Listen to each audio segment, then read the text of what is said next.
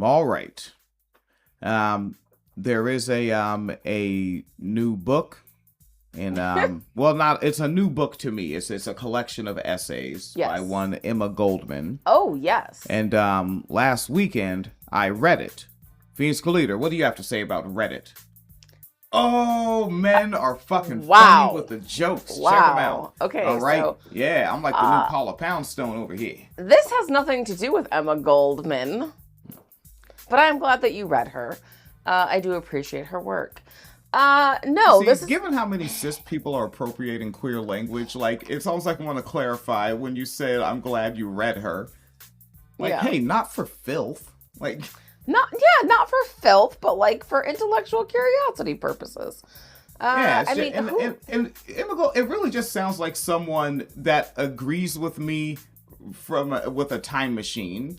It does, but then also, like, I think the thing that fascinates me about Emma Goldman is like how much so many people who are like leftists like her words, but it's like, but everyone's still like, but Marx, why not Goldman? And also, why not Goldman? And I start hearing some shit, and I'm like, oh man, hold on, is this some swerf business? Wait a second. Hold on. No, this is not some swerf. It is not some swerf business. Okay, here we go. We love that. Yeah.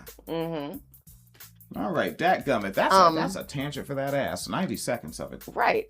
Right. So just to say Reddit. Just to say Reddit, actually, yes. No, because this article is actually on the EB Times. It's not even an article. It sounds like they just summarized a Reddit post, honestly. Oh shit. But here's the thing, because they didn't actually link the source material. I know. And part of me feels guilty for not like part of me feels guilty for bringing it up because it didn't quote the source material, but part of me is also like, considering the socio-political climate, it just seems plausible enough that, like, yeah, I could see this happening. So, like, I'm not super stressed about finding the source. And, of course, the source is, like, a Republican. And, I mean, who the fuck trusts those people anyway? You know what I mean? But, yeah, this is on the EB Times. And the headline is, Trump supporter says liberal brother cut him off and refused to help him after he asked for money. This again? This is like the one where, like, I always see, I've learned the way, take the screenshot. Yeah. Because that white woman deleted that post when she was like, my sister-in-law won't help me with a dadgum. I was like, I think it was video. Yeah. It's somewhere bad. That was like over the past, like, 18 months or so. Yeah. And I mean, I don't think this story is necessarily different than other stories we've seen, but this is one of the first times I've seen like a actual serious outlet cover it. And I'm not going to say they covered it well because, again, they didn't link the source. Yeah. But, like, you know what I'm saying? Like, I've never seen something like this on the International Business Times before. Or, like, screen record yourself scrolling the thread. Right. Yeah, that'd be a good video. Because, yeah, like, it's always something I see that it's, like, people talking to each other on social media. It's something that you saw on a Reddit thread. It's something that happened in a Facebook group. But, like, it's not, like, actual news sources. Because, like, I will also go to this specific source and be like, what's happening with Iran right now in oil prices? Like, you know what I mean? Yeah. Like, so, and I just, I find it to be fascinating. So, a 61-year-old Donald Trump supporter says his liberal brother cut off contact and refused to help him after he asked for money for rent and groceries. Nigga. There's something interesting about, because there's like the ideology that you represent at the face and at 61 rent. Like you don't have like a property on this stolen land. But I guess you believe in capitalism. You believe in capitalism, right? You believe. So, how is white supremacy working out for you? And you're a man, so what? White supremacy, capitalism, and patriarchy got you struggling with rent and groceries. Would you like to try something else, my man? I know you're on the audiobooks thing. Sorry, slight tangent. Have you done The Jungle yet? Wait a second. Upton Sinclair, The Jungle? Is this the one with the whole how the sausage is made business? Yeah. No, I've only heard it referenced. Yeah, because that was one of the fascinating things about that was it was like a Eastern European immigrant family coming to America, and like they were marveling at like the meat factory because they're like, look at how productive and blah blah blah, because they were all like young and robust and like 25 and had the energy, big manly man. Yeah. And then like after a couple years of getting spit out by capitalism, they became the guys who were like, because like every day, because they had the day workers in the factory, right? Yeah. And so like the day workers were like people who had like previously like been injured or were like old or couldn't move fast anymore or whatever it was. And they were like, man, because like when they got here and they were new, they were like, man, fuck them niggas. I'm not one of them. And then after a couple of years, they're like, holy shit, I'm in line with the day workers. Ah. And it was like, it's that type of energy, At least you're on day shift. Right? You're not on second shift. Yeah. That's not really. Day shift. Yeah, okay. Day walker. Cafeteria is open on day shift. They did not have a cafeteria. A cafe? No. Sidewalk cafe, I'd say. There was some shit on the sidewalk. Right, but so a 61-year-old Trump supporter says his liberal brother cut off contact after he asked for help with money for rent and groceries, which turned a private family dispute into a wider debate about politics, financial hardship, and family loyalty in an increasingly divided America. The man's account has resonated because it went beyond one request for financial help. It highlights the growing strain political divisions have placed on personal relationships, particularly as rising living costs and changing government policies leave more households under economic pressure. It's divided America. It could also be. It could also be. Overrepresented sadistic weirdos. Mm-hmm. It could also be that. Maybe. Someone look into that. It might be. According to the man's account, the brothers' lives took different paths decades ago after their mother left their father in the 1970s. He said he moved with his mother to Indiana. Stellar choice right there, Indiana. That's baller. That's where Jim Gaffigan's from. Only good things happen in Indiana. Hot pocket. Literally, their slogan is "There's more than corn in Indiana." And that's supposed to make you visit. Like, that's their visitor slogan. Okay, but, like, Indiana was making America great again and go. And remember, like, making things great again is always, like, roughly about 30 years ago. And, like, what was Indiana doing, like, in the 2010s? That was represented roughly 30 years ago. HIV. Which that's right. Epidemic. Under Mike Pence. HIV. They made Indiana great again. You always want to go back. That's where the nostalgia lies. When it was awesome. Mm-hmm. Okay? Yeah, revenge those nerds. How about that? Goddamn. He said facetiously in a fit of snark. So he moved to his mother, with his mother to Indiana, but his brother remained with their father in Massachusetts. Okay, you can throw rocks at black kids with Mark Wahlberg. You see, now you're American. Now you're a real American. Now you're a real American. Right, you can go out in a rural area with Bill Burr and shoot at a car. That's a story he told on Conan O'Brien. I'm just saying, if I had to pick between Indiana and Massachusetts, I'm picking Massachusetts. Why? Because the universities? What, do you want to be around a bunch of students? Reading? Okay. Like 6 paragraphs long. Calm down, Gaston. No. What did he like, held the book sideways? He just like, but there's no pictures. How can you read this? Woo. How can you? How can you?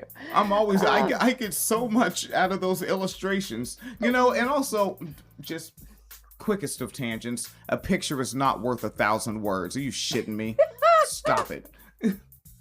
That's just funny to come from a rapper, because I feel like you could make 1,000 words out of almost any picture if you try hard enough. It's a picture of what? It doesn't matter. See, that's why I need specification. All right, but this story. All right. So over the years, their careers, lifestyles, and political beliefs have diverged. The writer describes himself and his immediate family as Trump supporters, while his brother's household embraced more liberal politics. including displaying campaign signs and attending demonstrations and donating to Democratic candidates. We should really start calling liberal or progressive or feminist politics Union state politics. Ooh, that's good. Yeah, and start calling anything Republican Confederate politics. As it should be, because that's what the fuck it is. That's the flag that they were on January 6th walking through, waving the Confederate flag. That's who the fuck it is. Yeah. Yeah. He said those differences had existed for years, but their relationship had never completely broken down, but their tensions escalated following the 2024 election. According to his account, a nephew blamed him for the immigration policies that affected his fiancée. Other relatives accused him of supporting policies that they believed harmed their family. He said his brother eventually then decided to end contact with him and their elderly mother. Oh, with no contact. Damn, and if his brother, that means he's in his age group. Exactly. So y'all are getting no contacted by every the fuck body. I think we should note that, because this is always a generational thing as far as the discourse. Oh, it's just 19-year-old college blue hair liberal nose ring kids. No, it's not actually. Matter of fact, my biological sister and I are in the same age group. I'm essentially no contact. Yeah. Yeah. But the dispute resurfaced after the man said he and his mother began struggling financially. He wrote that he had been driving his mother to medical appointments while facing mounting household expenses, including higher insurance premiums, utility bills, and prescription costs. That's what the fuck you voted for, my nigga. He claimed insulin prices had risen sharply, making it difficult to cover essential expenses. Shouldn't have got diabetes. Facing those pressures. You know what? On the real, though, like, that is what, like, an RFK guy would say. Yeah. Like, you shouldn't have got, like, you were irresponsible with your body. Yeah. Like, you gotta, like, somebody, like, conservatives really should take a look at who they're keeping company with, because y'all kind of want to kill each other. Like, y'all want to talk about the real divide in America. Look at fucking rural conservatives versus suburban conservatives versus urban conservatives. Oh, yeah. They are all trying to knock each other off the fucking map. Absolutely. Facing these pressures, he contacted his brother seeking temporary help with groceries and rent. He even suggested at one point that he and his mother might move into one of the spare bedrooms in his brother's home until they could regain financial stability. According to his account, no reply came. He didn't even tell you no, he just didn't answer. Well, you see, again, to make a callback, he was left on Reddit. He was left on Reddit. That's the thing.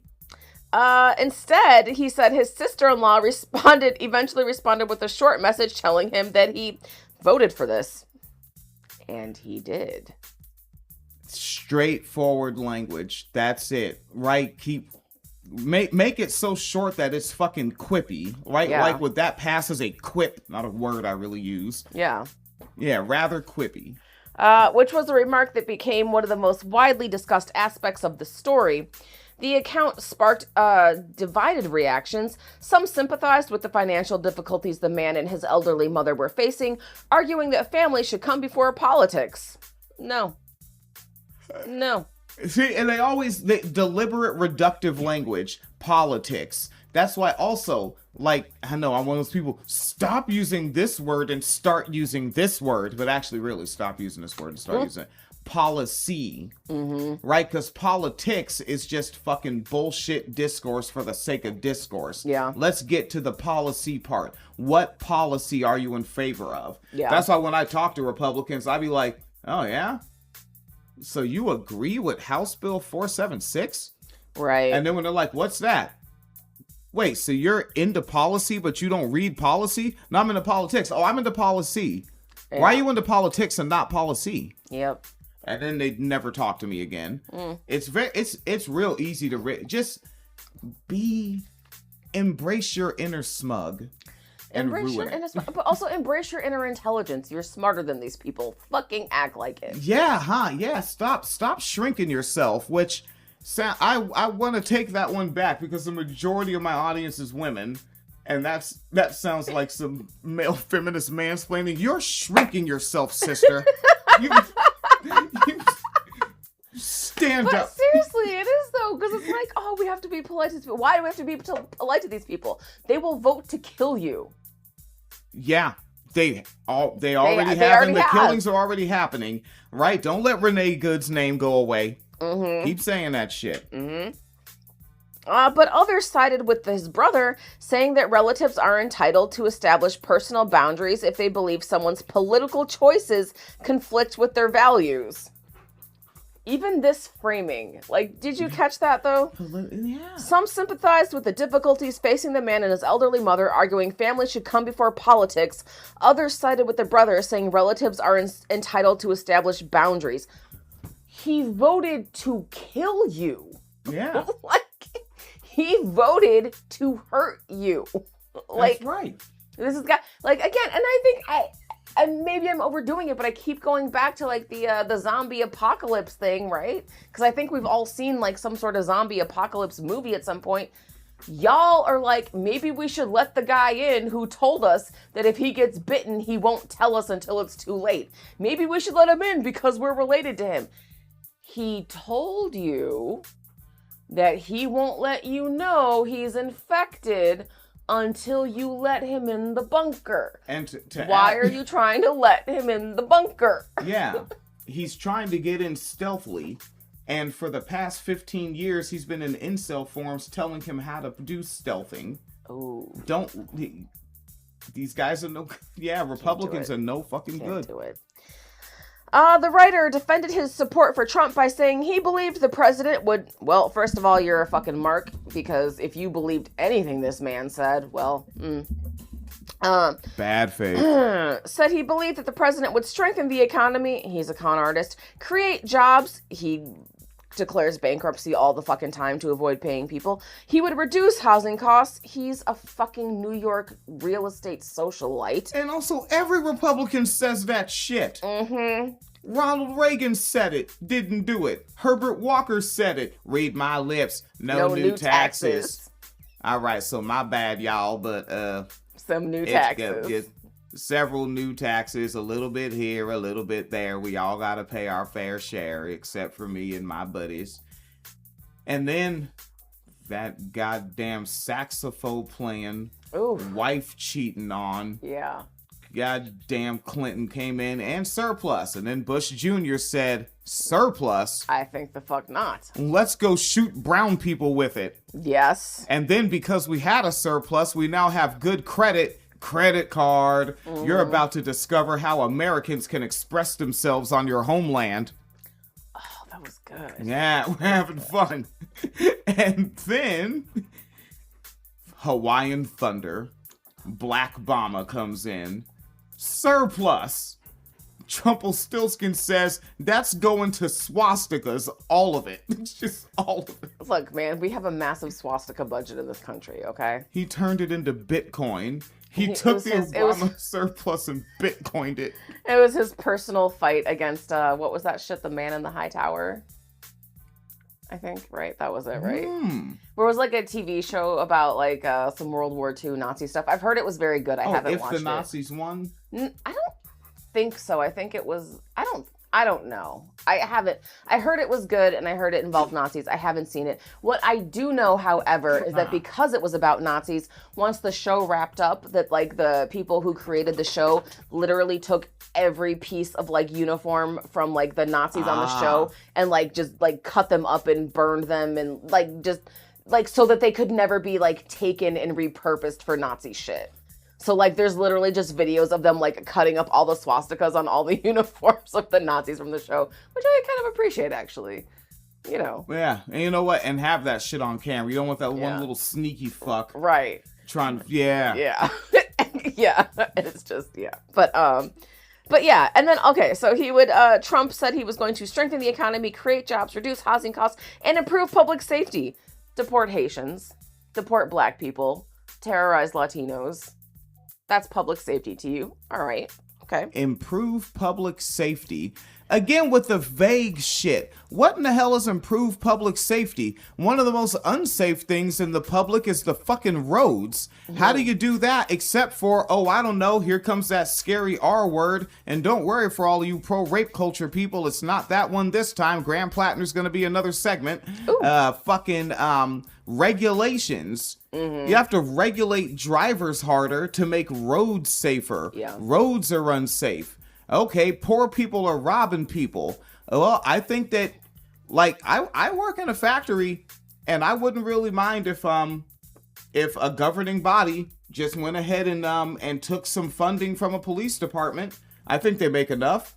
I don't know, like, look around. You see a lot of cops in poverty. You see a lot of cops even in the lower middle class. Like, I don't see any cops that aren't balling out of control. Because everyone loves to talk about cops in terms of their base pay and not what they get with overtime. Yeah, overtime have you ever seen them doing it? Right. You ever see them? You ever notice that you're busy and they're not? You're literally not at work and you're busier than them at work. And paying for them to be at work. Yeah. Right. Well, you're walking in to pay an exorbitant grocery price while paying him more so that he can walk in and not even look at the price. Yep.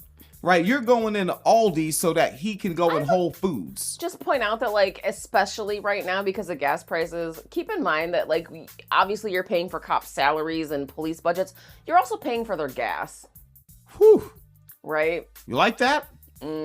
Especially when that price goes up. Hey, the police budget has to go up because of the gas. And they just be leaving their shit idling, right? Like, have you ever seen, like, when cops, like, go to a restaurant or something and they'll just, like, be in there? I can't turn my car off because what if I have to get into it, like, in a hurry to go respond to a call? So they'll just leave their shit idle in a parking lot for, like, an hour.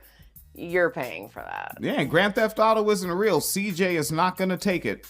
Yeah, man. So, like, you got to take some of that goddamn budget and put that toward, I say, make the exact same product that my factory makes, sell it cheaper and pay the workers more. Yeah. And if it's owned by a governing body, there is no CEO trying to take top pay. You can actually pay the workers a thriving wage. Remember, thriving wage, not living wage. Yeah. All right. A homeless person who's been homeless for 17 years is living.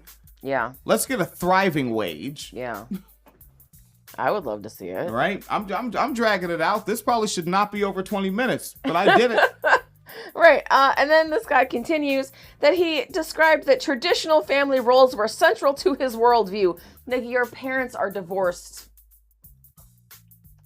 Fine. And traditional family roles, shut the fuck. That shit is so tired. Arguing that women should embrace the soft life of being a wife and a mother. Oh, this cat's online. He's 61? Yeah. Oh, God. He is following way too many 20-year-olds on TikTok.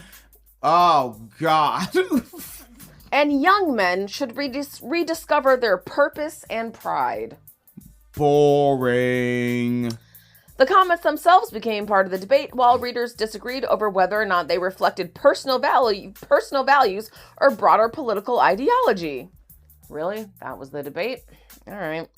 The dispute arrives as political polarization continues to reshape families across the United States. Researchers have documented growing numbers of Americans reporting strained or even broken relationships with relatives over elections, immigration, abortion, and other politically divisive issues. Yeah, it's probably politically divisive when someone who doesn't have a uterus is voting against someone who does have a uterus to not be fucking used as a dead fucking incubator. And let's say, like, you're a man feller, and you're like, I'm leaving the right wing. I'm gonna go over here and see what them progressive, the feminists and leftists is talking about. Them anarcho-feminizers right there. What the hell are they talking about? Yes. And they're tuned in. Think about this shit, right? Because, like he says, embrace the soft life. Like, he probably thinks it's very soft to come back to the house after being at work all day, right? Man, at work all day, right? Yeah. 10, 12, 13, 14-hour shift. Working the whole time. Didn't even take a break. For lunch, you had air and then kept working. Yeah. Man style. Man style. Right? Inhale air and exhale muscle. Man. Sweating. Injured and then fixed your injury on the way home. Stitched your own leg up. Feels real soft walking back in that house. Imagine, like, the real traditional ideal. Yeah. She's just stuck there. Yeah. It's not soft to her. That's a sanitized jail cell. It sucks ass being stuck in there. You're at work, right? Because what are men really doing at work? I've been at work. I've seen you guys. You play a lot. You actually, like, men are always behind on their assignments at work. It is ridiculous. It's like when they're students in school. That's why they need women on their group projects. Just like they needed girls on their group projects in school. Phoenix Leader knows about this. I do. They're goofing around all day, sexually harassing other women, right? All damn day. And I'm always, remember, as soon as those women come forward, I'm coming forward as a witness. I'm a gender traitor. And then they come back and kick it. Like, men actually have fun all day, definitely including blue-collar men. Blue-collar men are always having fucking fun. Like, there is not a moment them niggas in the factory ain't smiling. And I would point out, too, about the concept of, like, the house being the jail cell is, like, it's... Because they only have, like, in their head, all you have to do is make dinner. And it's like, you have clearly never been on day 4 of sleep deprivation with a baby who has colic every 3 hours. Like, you have never been on the wrong side of, oh, great, you have an ear infection at 2 a.m. and there is nothing I can do to alleviate the pain for you. You have never been on the wrong side of, oh, you got sick and just threw up all over the floor and your bed. Yeah. And the bathroom. And you didn't even get anything in the toilet. Great. You know what I mean? And it's like, because all these things that men say, like, oh, just be home and just, it's a soft life. You fucking do it then. Without help. While in addition to that, doing other domestic chores, while also doing the laundry, while also cooking dinner, while also, let's be honest, usually when they say domestic labor, that means being the social calendar, right? So like, oh, okay, I know to show up to your holiday party so that like we can look good in front of your boss, and I'm gonna remind you that it's your mom's birthday, so send her a card and I'll buy the present, and then I'm gonna remind you that it's like your brother's wedding anniversary. Don't worry, I'll get the card, but you know what I mean? And it's fucking never ending with these people. Anyway. Right, and then you can see what would the stupid man say? Okay, the newborn, that was bad, but now you have a toddler. Way easier, right? A toddler's favorite word is no. Yep, I was one of them. A toddler is teething. Yeah, that's easy to deal with. Oh, God, teething. Like, just get some brandy on the teeth. I understand why they say that.